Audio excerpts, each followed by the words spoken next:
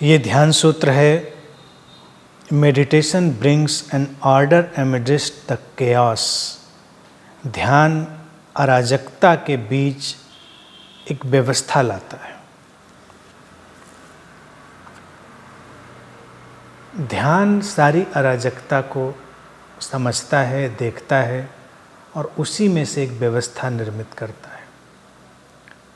अराजकता से वो लड़ाई नहीं लड़ता, अराजकता को समझता है जो केओस है, और उसी से फिर उस समझ से ही एक ऑर्डर पैदा होता है, एक व्यवस्था पैदा होती है। ऐसे ही देखें तो पूरी प्रकृति में घट रहा है, पूरी प्रकृति में ही उस केओस से ही ऑर्डर घटता है।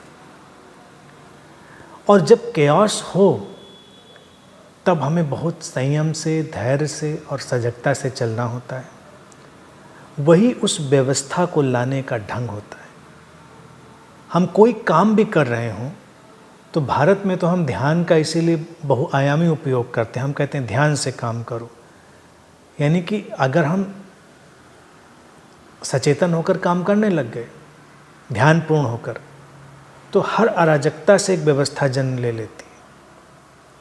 हम भोजन भी बनाने जा रहे हैं, मान लीजिए अपने किचन में, तो भोजन बने इसके पहले कितना केओस पैदा हो जाता है। ये काटना, पीटना, छीलना, धुलना, सब चारों तरफ फैला हुआ। फिर उसको हम समेटते हैं, भोजन बनता है, उसको डेकोरेट करते हैं, सर्व करते हैं और एक व्यवस्था निर्मित होती है। इसी तरह से जीवन में कोई भी घटनाक्रम हो, व्यवस्था के पहले अराजकता आती है। ध्यान है उसमें जाग जाना, उससे अपने संघर्ष को हटा लेना। जब अराजकता प्रवेश करे तो ये समझ लेना चाहिए कि एक नए किस्म का आर्डर या नए किस्म की व्यवस्था आने वाली होगी। जीवन में कभी कभी अंतर्मन भी उस केओस से भर जाता है, अराजकता से। तो ध्यानी जो है उस अंतर्मन की अराजकता के प्रति ज़्यादा सचेतन हो जाता है। उससे भागने की कोशिश नहीं करता, पलायन नहीं करता, वो उसमें ज़्यादा जागता है। और वो ये भी जानता है कि इस अराजकता के बाद उसी अंतर्मन में एक नई शुभ व्यवस्था पैदा होगी, एक नया आर्डर पैदा होगा।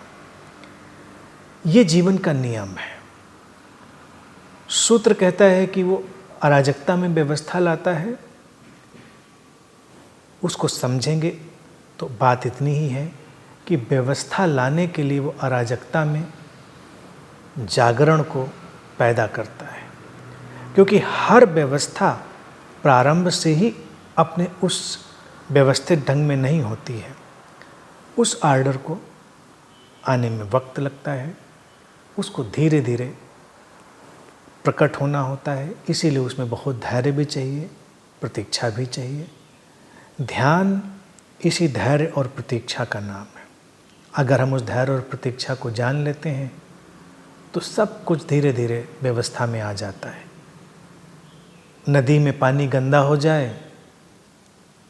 तो उसके किनारे थोड़ी देर ठहरें, धीरे धीरे पानी बहेगा, गंदगी नीचे बैठेगी और नदी का पानी स्वच्छ हो जाएगा, यानी कि उसकी व्यवस्था पैदा हो जाएगी। गंदगी थी केओस, स्वच्छता हुई ऑर्डर।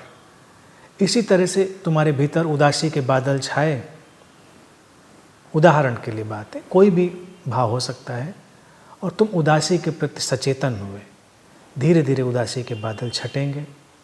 वो जो अराजकता उदासी ने तुम्हारे अंदर पैदा करी थी वो जाएगी और फिर एक अकारण प्रसन्नता उतरेगी, एक नई व्यवस्था की तरह। जैसे तुमको लगेगा अंदर सब व्यवस्थित हो गया है।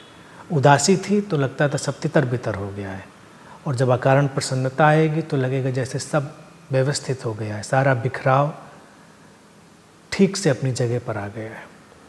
तो इसी तरह से हमेशा ध्यान रखें धैर्य और प्रतीक्षा का, और हर घटना के प्रति सचेतन बने रहने का।